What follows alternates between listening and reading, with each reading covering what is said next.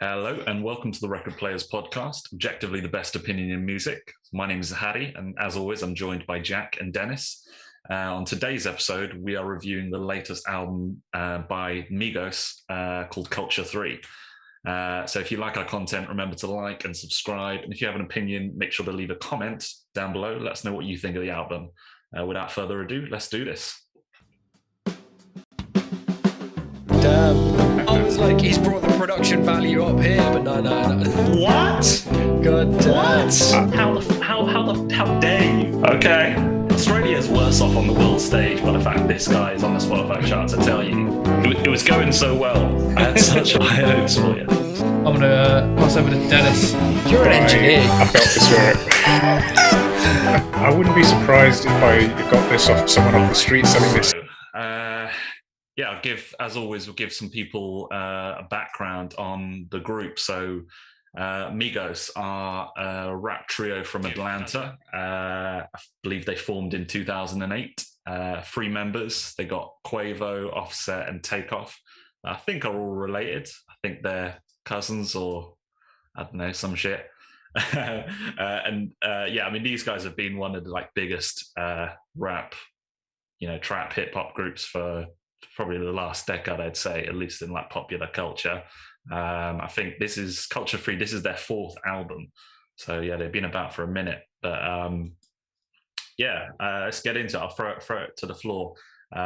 What did you guys think first listen? Did you have much expectations? Did you like any of their previous shit? I had zero expectation. I've not come across these guys before, outside of probably a couple of singles that I've heard, but not known it was them. Yeah. I didn't know anything about them until I started looking a little bit deeper. It's not a contender for top album of the year. So it's my brief intro. This is your PC. Yeah. Criticism. What about you, Dennis? Kind of the same. I was a huge fan of Bad and Bougie when it came out, but really, because we were talking about that before, me and you, right, off stream. Like that track was absolutely fire. Like one of the best tracks in the year it came out, I thought. Yeah, same here. Absolutely blown away. But I didn't check out the album. I didn't really check them out because I don't know. I thought maybe that album was good, and I'm not like a trap, this kind of vibe, but I would genuinely recommend the album for this subgenre. It's good. The first Culture, I think it was. Pleasantly surprised with how that turned out. But anyway, sorry. Yeah, no, I mean, that's what I would say. I'm not that much of a trap fan. I mean, I was into T.I. way back in the day, but since then, the whole trap movement has just I've just let it develop. I haven't really checked in on it, seen what's up, but you like the South. You always talk about Southern hip hop being your thing. I do like the South, but it's like gent, it's a movement that cropped up, and I just didn't keep up with it. It's the same for me. So it's old school South for you. That's yeah. The Lil Jon, East Side Boys, or even Texas sounds like Mike Jones, Paul Wall, that type of thing. But this album, I did quite like it, but similar opinion to Jack in that I don't think this is going to make one of the best albums of the year. You guys are being so timid and tepid. You always feel opening opinions, isn't it? Don't want to launch into something ahead of time. I'm gonna get it out of you. I just think it's funny. Normally if you guys are gonna be I don't know, scathing, it would be out the box. I'll kind of go into my thoughts. So like I said, because I actually liked their first album in this trilogy. I and I liked a few singles again, even though they're not for me. I still had expectations that I was going to get some at least some bangers that I could enjoy. And the album showed a bit of promise at the front end and the back end, but through the whole middle, and we're talking 17 tracks in the middle, this was fucking lazy and boring, and I'm not coming into this expecting like some genius music, but I'm at least expecting some catchy hooks that would get in my head, whether I like it or not, and some hard hitting beats. And I really didn't get either, which, you know, The they hooks were failed to consistently deliver. terrible. Yeah, they failed to deliver on the things that would be their strengths, and people, you know, people should be, you know, what I would expect people would go to this music for, you know, some shit to just turn your mind off and just go hard, and they just didn't deliver on any of the requirements of this genre. Again, aside from a handful of tracks, it wasn't completely devoid of enjoyment for me. But I mean, Yeah. was there anything? So, you know, was there anything about, you guys took out of it that was positive? Yeah, talking about some positive stuff. There were some tracks that I thought did have strong elements. So, like the opening track being "Papa Was a Rolling Stone" sample, that was sick. I want a whole album of that. Like, yeah, it got me hyped, that track. Especially when these guys don't have the hardest hitting vocal tones, and when their features sometimes do. You know, if you've got Cardi B on a feature and she immediately blows you out of the water on vocal tone alone, you're not in the right genre to be here spitting about fucking guns and money and hoes and that stuff. But slide to the R&B side of it. You know what I mean? Like, pick out some soul samples, get a bit like smoother with your delivery, and like they could be great. But yeah, Roadrunner I thought was kind of a standout track for just them alone. Like, the energy was nice for the beat and their delivery. They didn't have a hook for a lot of the track. It was mostly verse, which was, again, kind of playing to their strength when the hooks aren't that good. And it had a Tubular Bells style, kind of like that Halloween theme sort of feel to the beat, which was good. Another thing that they not that they did well, but a good part of the album was that a lot of the features were actually like well utilized. So they got people like Young Boy Never Broke Again, got people like Pop Smoke, got people like Cardi B, Polo G. They were all decent on their verses. They all fitted the track they were given. I got to interject because you brought it up, right?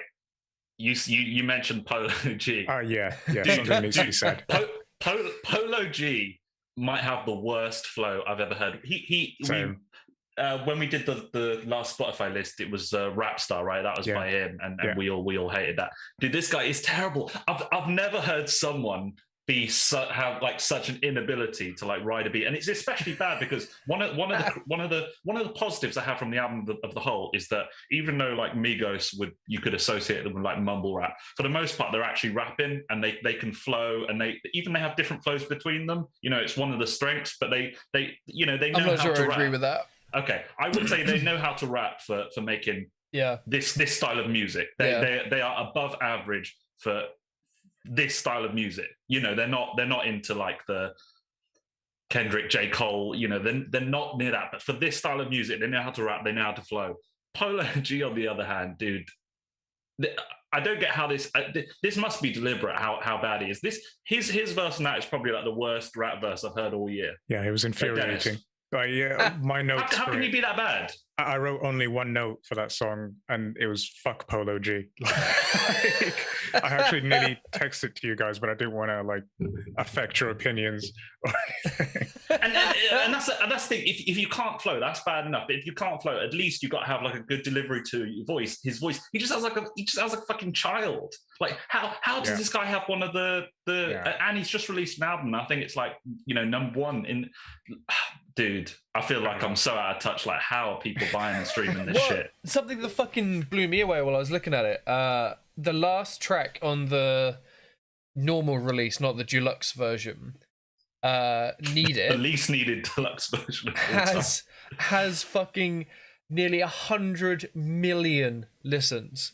Oh wow! So I was like, oh shit, they're like, this shit's gonna be some fire. They've done that in like what, like a week or so. And I was like, oh, you know, this beat is sick, but like, it's so familiar. How do I know this? It's just a pitched up version of a fucking 50 Cent song. Yeah. The whole time I was there being like, I know this. Well, which one? Which one? Need it. In my car. The track 20 or 19 or something. Yeah. One of the deluxe. It's got 100 million listens because it came out last year. Like May, June time, 2020. It's been out for a year ahead of this album. Damn. So like for a minute I was like, oh shit, like this is where they're going to redeem themselves. They've just released an absolute banger. The rest of the album is kind of like built around it, but no, like I still couldn't find the heat. Well, when because you obviously brought up features and we were talking about them, the one track that I thought had the best feature and was probably the best track overall was Need It with Young Boy, who I never really listened to, but he impressed me.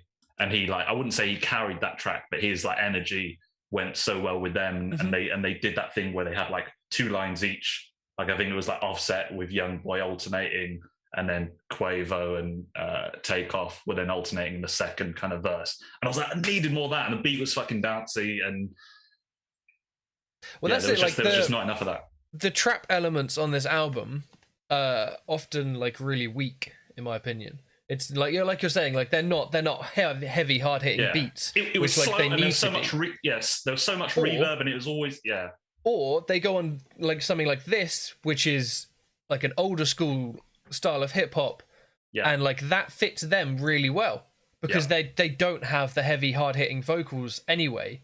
Do you know what I mean? Like coming off DMX, going into this, they don't sound hard. Like DMX literally shits out people like harder than this, or was shitting out people harder than this, every single day. Yeah, like it just really by the end of the album, I was wishing they'd done like a collaboration with D'Angelo or something, because like I can see them as a R&B group more than I see them as like super gangster, like hard hitting trap stars. Right. But I mean, there was you say that there was kind of R&B-ish tracks here. There was the Justin Bieber track, and then there was another track that was very mellow. I'm trying to see what the name of it. I'm just wondering if you liked Antisocial. Yes, with Juice WRLD. Yeah, those were 2 of the more mellow, had an R&B vibe track. So were those? I didn't love the Justin Bieber one, but the Juice WRLD feature was good, and I liked the beat for Antisocial, because it didn't have the trap like trilly hi-hat stuff in it, which was just distracting in the other ones, and it gave the room for the other elements to like take precedent instead of having to wait for the to come back in. And the beat switch at the end of that track where the violin comes in, like right at the end, fucking sick. Like more stuff like that over the course of the whole album, where they have more kind of instrumental switch ups, and more like original melodic content in their beats would have been a massive boost for this album. I would say this album was way too long, and they should have maybe taken out some of the tracks and really got it down to like a select number of tracks. I mean, I think there are some tracks. The problem with it is that, and obviously they released a deluxe version like a week afterwards. The problem is they and they're not alone, but artists do this shit to game it to get more streaming numbers by having more tracks, so that they boost their rank. So there's no integrity to it on a musical level. When you see like a hip hop album, it's got like 20 tracks these days. It's purely for streaming sales performance. How much do you think that works? Because like 10 tracks. Sorry, I was gonna say, how much do you think? Because if you like say you got 100,000 fans, and you release 20 tracks and 10 of them are good, you're only going to get that extra 100,000 once, and then you'll lose a proportion of them because they don't want to come back because you've put them off with the 10 tracks that were bad. But if you release a 10-track album that's bangers and your 100,000 fans love it, they'll bump it a lot more. You know what I mean? It's like a super short term gain, but like a really long term drop off. I think it's like, what game are you playing? They're not caring about the long term. Yeah. Are you playing? Do you want like you want to keep your fans happy, or like Hattie says, like, do you want to just game the algorithm? But you only game it for like a week. Yeah, but and then the over time those numbers like grow anyway, because like their biggest tracks are the ones that have been out for longer, and they've been out for like a lot longer. But there's ones that are, I just want to expand so I can see. There's ones that's like 30 million, 12 million, 7 million, and then most of them are averaging around 3. And then there's fucking 100 million on Need It because it's been out for a year. So like the longevity play has to be the play, surely. But I think what's happened, look, you know, we're in an era where like music is so disposable. You know, it's like, oh, this band's play it a few times and it's done, but you're never going to keep it long term. And you're going to get like artists like this that will release so often. There's so many like hip hop groups that like, you know, releasing, you know, mixtape albums so constantly that it's a disposable, like consume it and then wait for the next.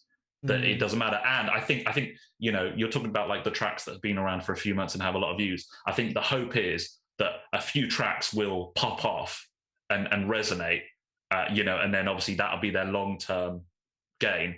But, you know, they're not caring about the majority. It's just to get the streams for the few months that it's out until they release the next thing. I guess, yeah the singles are going to be where all of the listens come from nowadays anyway. Yeah, but that's the only thing that lasts for maybe years ahead. The handful of singles, but on this, aside from Need It's the only one. I mean, that obviously that's the one that's got the most views, and understandably so. I don't see anything else having that longevity besides that song. Yeah, there was a stark difference between this review and the review of the last 2 weeks that we've done of Wolf Alice. Actually, we did DMX in between, but St. Vincent as well. And just the stark difference going to like this type of music is because, you know, even something like, okay, so one of the major differences I think is, like you said, Hattie, this isn't exactly like high music. You know, this is music that you put on to like turn your brain off. Yeah. And you do like get that right off the bat. Like a song like Mahomes, it's just the type of song like you just stick it on. It's like no, Mahomes. You know, it's just you just turn your brain off and you flow to this stupid shit that's being said. So yeah, that's one big difference. But that's like, don't take this as seriously.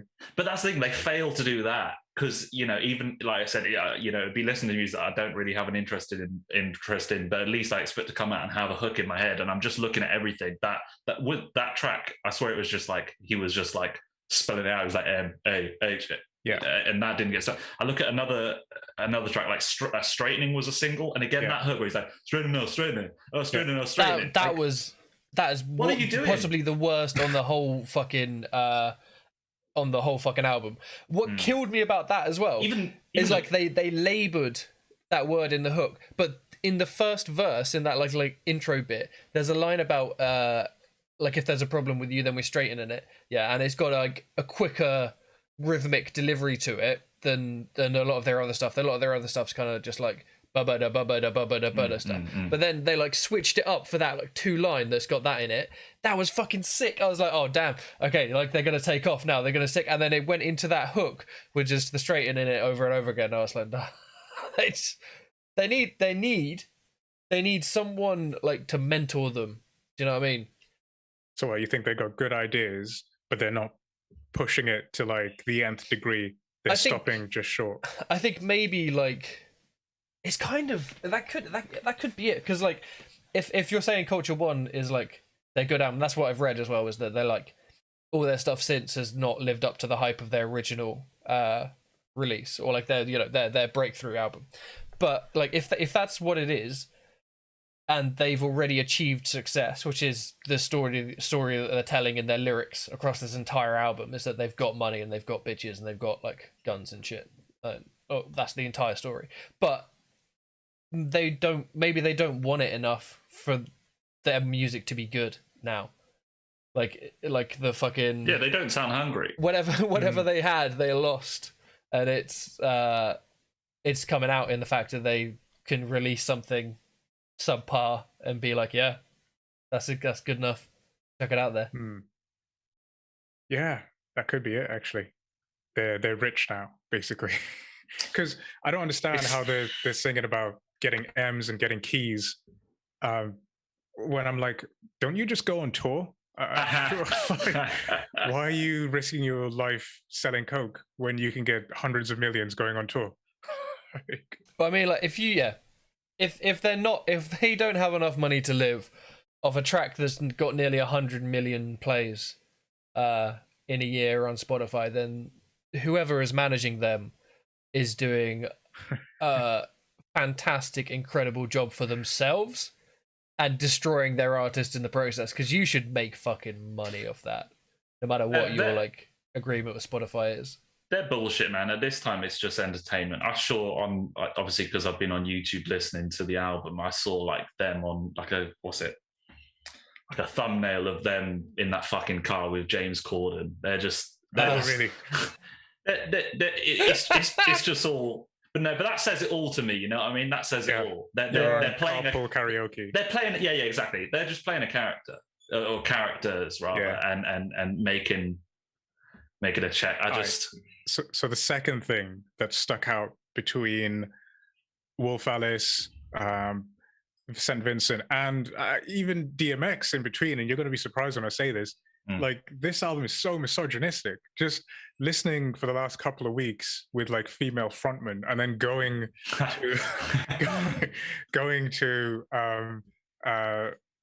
like this with like a song like Modern Day, which is all about pimping and like putting a hoe to work. It's just such a stark difference. Even DMX wasn't that misogynistic, and you would expect DMX to at least have hit that button, but no. It's just so it struck out to me, just the misogyny throughout the album.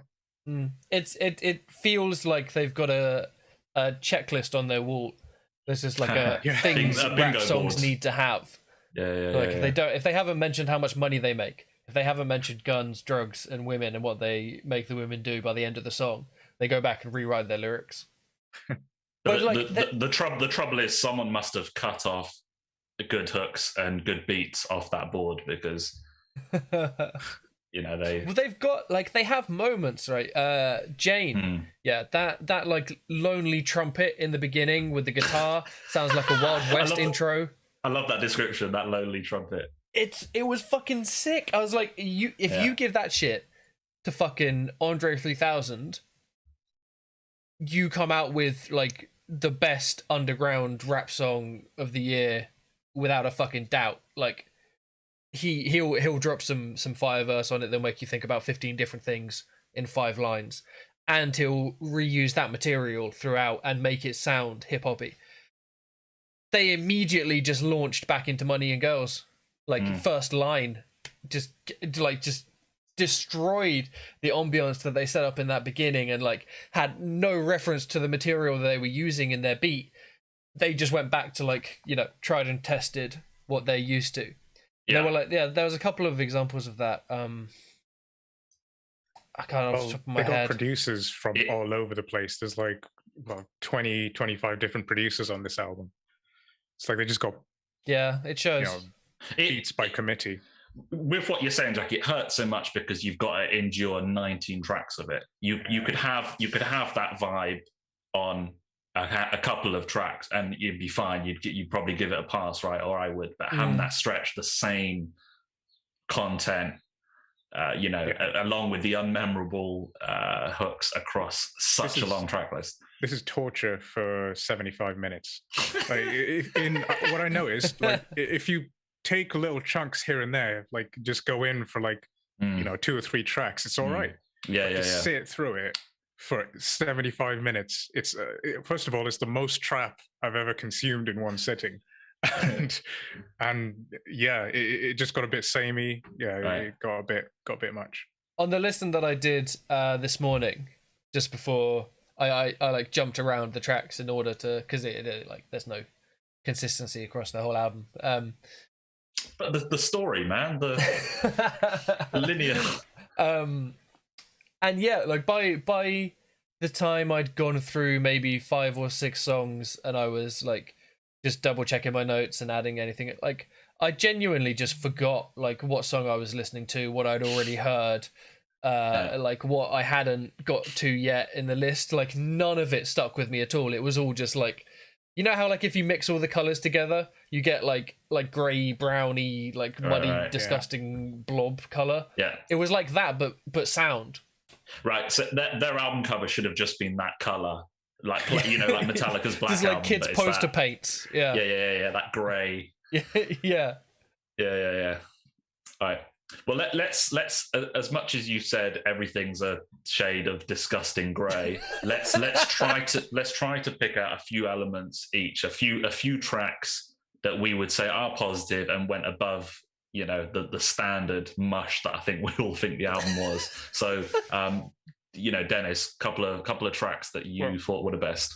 Right off the bat, I'm going to say Type Shit with Cardi B. I think Cardi slayed that verse.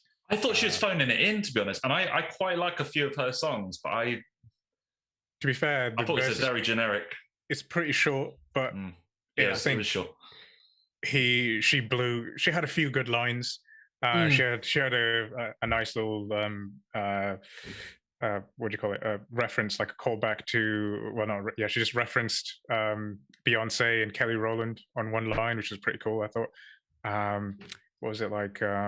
I'm like Beyonce in this. I can't remember it without having the lyrics in front of me. But yeah, I thought, and I think her flow, her delivery, very much like outshone the actual Migos themselves.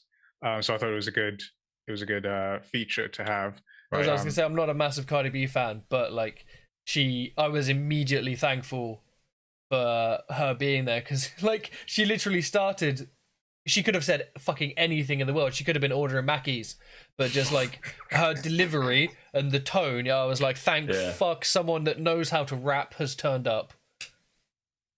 Yeah, the way she comes in is pretty good. Where she's like, type shit, bitches love to type shit. That's plays on the hook. Yeah. Comes in hard, stays hard. Yeah, it was enjoyable. It was enjoyable to see Cardi B on that verse.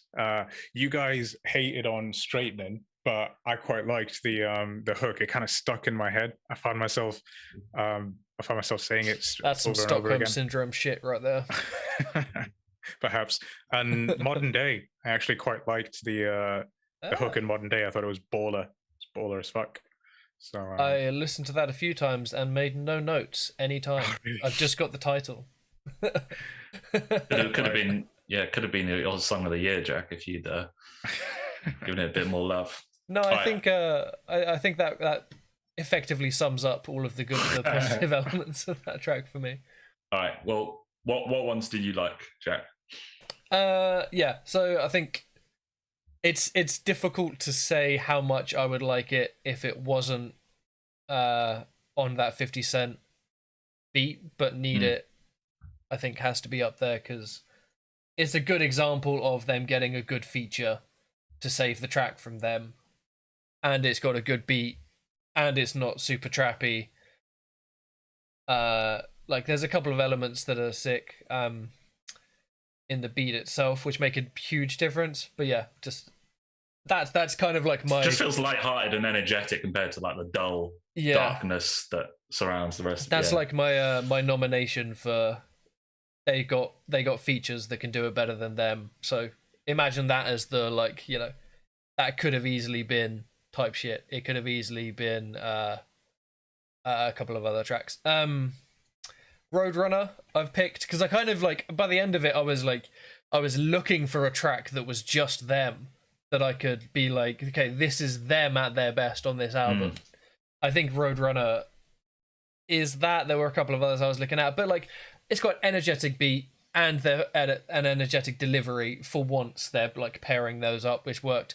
The lack of the hook serves them really well because they can rap a shit ton better than they can fucking create hooks. Auto-tune kills this album as well. Sorry. Anytime that there's fucking auto-tune and it's not on Juice WRLD, I was fucking cringing in my seat. I hated it. One of the worst elements of the album by far. But it's not in this track because they don't have the heavy hook reliance. Another positive. And the final one, Antisocial, because it's not got that trap drum influence and it just lets other elements shine through. And then they've got the beat switch at the end, which is like a classic hip hop feature of beat making that I felt was missing from the rest of this album. It can be missing from trap in general, but there's no reason that it has to. It like people use them all the time. Like Pusha T's got some trappier stuff that comes into his songs, and I know that's a bit like working backwards and kind of reverse engineering it, but like it works when he does it that way, so it must work doing it the other way as well.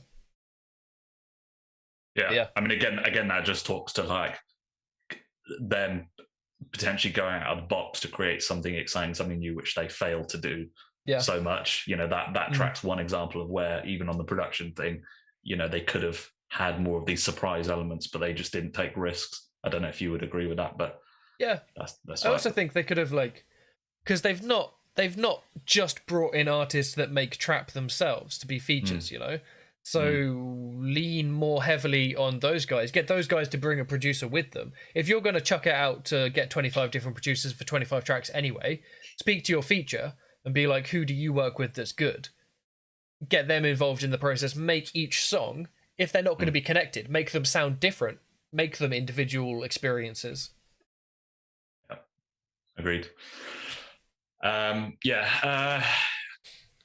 For my top three, I'm going to say Avalanche. I mean, I mentioned it already. I know, Jay, you said you thought it was decent. I think it's a strong start to the album. I like the summary vibe of the beat with the trumpets and the strings. And yeah, again, I wish there was just more variation of instrumentation that they had on this track before they went into the, you know, generic B-tier trap that filled the middle part.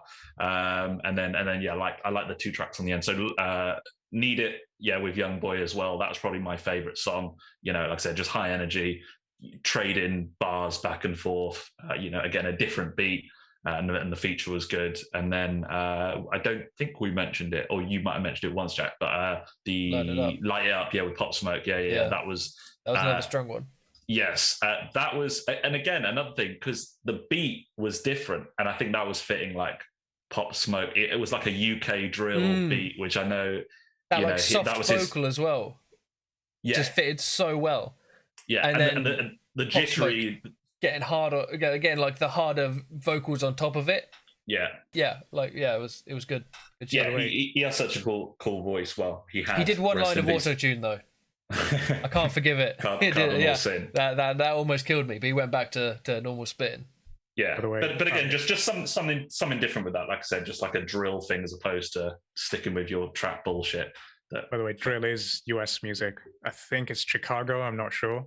I can't remember exactly. But I know, but there's like a UK. Yeah, there's a huge adoption UK scene. Yeah, which I know Pop Smoke. Again, I'm not that familiar with Pop Smoke, but I know he went over like a lot of UK drill producers. Right. No, it has found a new home. Over in. But that was a good example. Like the Migos, exactly what you were saying. The Migos went onto a track that fitted him more than them, and it worked well and gave the album a bit of variation.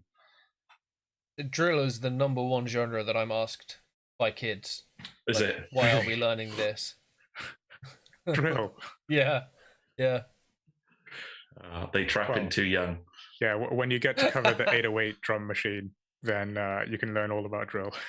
Well, you're like, just not that much to go into. Yeah.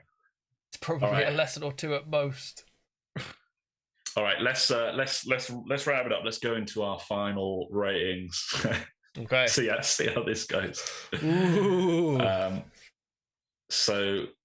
We good? Yeah. Mm-hmm. All right, Dennis, I'm going to chuck it to you because I want to hear your emotional roller coaster of going from goat to trash to probably somewhere in the middle. Where are you putting this? Well, when we started this stream, it was definitely a fire. No, I'm joking. When I was sitting in Atlanta meditating. Yeah, sitting in the trap. No, first there's a couple of fire tracks on here. But then there's a couple of other things that just made this like get knocked down a couple of notches. I would put this as a back pat. First of all, because of its length, it's far too much trap to listen to in one sitting. But I think there are some okay tracks on here that I am going to come back to and use. Okay, that sounds like I'm just laughing at Jack's reaction. Yeah, it sounds like you're looking like I put this too 2 notches too high. Well, hang on, Jack. How many tracks are you genuinely going to come back to? Are you asking me? Yeah. Because if we're treating this as I'm a not numbers gonna come game. back to any of these fucking tracks, Mate, Well, let him talk. Avalanche, straightening, type shit, modern day, Need It with the G Unit beat, Light It Up with the drill beat. Quite a few. See, you got I nearly will like pay half the you album you would £5 get. if you listen to all of those Which is why tracks it's a again. backpack. Say right. again. What are you saying, Jack? I will pay you a £5 if you listen to all those tracks again at any point in your life. I will.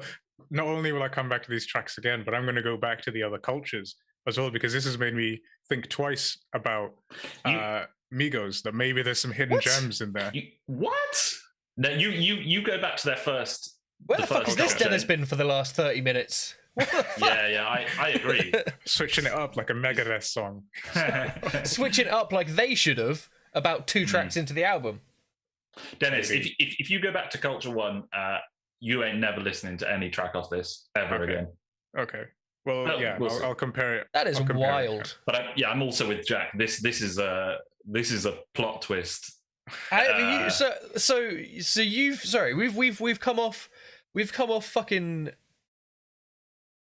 Saint Vincent, yeah, which you put on fire. Before that, I think was Gajira. No, he said it was mind blown. He said it was mind blown for me. He said Saint Vincent was.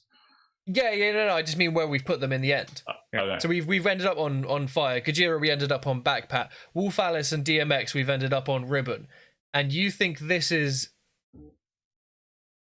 equal to Gajira, better than DMX and Wolf Alice?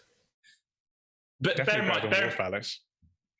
Jack, bear in mind, this is a consensus, the ranking. So his individual, I mean, his scoring for this album is wild. I agree, but bear in mind when you're looking at the list, remember it's a compromise list. I get that. It's definitely better than Wolf Alice. As it stands, I'm very thankful for that. It's better than Wolf Alice. I think it's better than DMX because DMX's album sounded like a posthumous album, even though it wasn't a posthumous album. It was actually these guys' recorded. Careers should have died many years ago. They gave me that algorithm. But yeah, I'm happy to put. I think it's on par with J. Cole. I think it's on par with Drake. On par with Tyron. What? I'm definitely going to come back to this. Crazy. Do you know what I actually thought over the course of listening to this? It's interesting you bring it up. There is that I think the rapping on this compared to the rapping on J. Cole made me appreciate more how J. Cole had worked in different flows on different tracks. So he wasn't necessarily for me personally, I would have loved different flows between different lines and different flows between different verses more commonly with J. Cole, but at least his tracks sounded different generally. But really similar kind of boxes that they were in delivery wise, I would say, between the two of them. But just the problem is for me, I would say I was expecting this is my level for J. Cole and he was here. Yeah. And this is my level for Migos and they were there. So they already started off on a lower expectation and failed to deliver, and J. Cole kind of, they're both in my naughty list this year. Anyway, Jack, come on, Jack, where are you putting this? I mean, I'm torn now. I wasn't gonna put this in trash, but you just want to drag it down. Fuck your tactical shit. Where are you genuinely putting it? No. That's genuine. You always do this tactical. Now that we've spoken about it, is what I'm saying. I would prefer to listen to DMX. I probably wouldn't prefer to listen to the others again over. Yeah, it's a Ribbon, I guess. It's got a few good tracks. High Ribbon. Middle Ribbon. Yeah, I'll be honest with you guys. I was happily going into this, and I'm going to give it a trash. Oh wow! This is my first trash, wow. and look, it's a trash with. There's probably 3 tracks that I say I like. Probably 1 that I will actually come away continuing to listen to. So, even though there's some tracks I like on here, this is 2-3 tracks out of a 19-track album. And, doing that as a percentile, it's just by it's trash. chance, you're gonna just by putting out that amount by chance, you're gonna hit on something, right? Yeah, exactly. You have 3 tracks. Yeah, yeah, exactly. By the law of averages, there's got to be a good song with that length. But like, look, they have a 10-track album, and I only like 3 or so. You know, it's a ribbon, but 19, like. I mean, if we're going off that, I listened to the 24-track version, and you poor soul. I'm not coming back to any of it. Yeah. I'm bar someone else playing it to me. I'm never going to hear any of these tracks again. I'm not going none of these pull my attention. Mm. Well, look, so we're across 3 tiers. So I think the consensus would then put it on ribbon. That's our compromise. It's a ribbon album, but I would take any of the other albums in our ribbon tier over this. Wow. For listening again. Did I put Bicep in trash? And then it got evened out? I don't think so. No? I really should have. Yeah. Sorry, Dennis. No, I stand by my rating. I'm definitely going to come back. This is crazy, Dennis, because you've given us none of this through the review. No, you've given us nothing to justify. It feels wrong even putting it in ribbon, to be honest, now that I've done it, but you know, it's there. For the sake of Dennis's sanity, I won't argue lower. I did say there are some fire tracks on here. Like you can't have an album with fire tracks and then put it on trash. Like trash is like just throw it away, never listen to it again, right? Yeah. I wouldn't say this is a never listen to it again.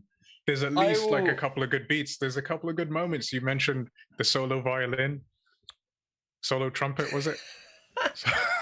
But like trash albums can have like, do you know what I mean? Like if we're talking about rock or something, you can have a good riff on a trash album. True. But yeah, anyway, that's a different debate. A riff can't carry an album, especially a 20-track album. So yeah, all right. There you go. All right, let's wrap this up. I mean, I've gone through some revelations in how we do our reviews through this one, but you're going to take my opinion with a pinch of salt from now on. Yeah. Well, I'm gonna wait 40 minutes until you reveal your actual opinion. As I said, you're M. Night Shyamalan of music reviewers. Anyway, look, we've been the Record Players. This is Migos. Do you have a difference of opinion? Are you a fan, or are you a Dennis, or are you a me? Let us know in the comments. That's all I got to say. Anything else, guys? Nah, let us know. All right. Like it if you like it, dislike it if you dislike it. Come back for the next one. All right, we out. Peace. Peace.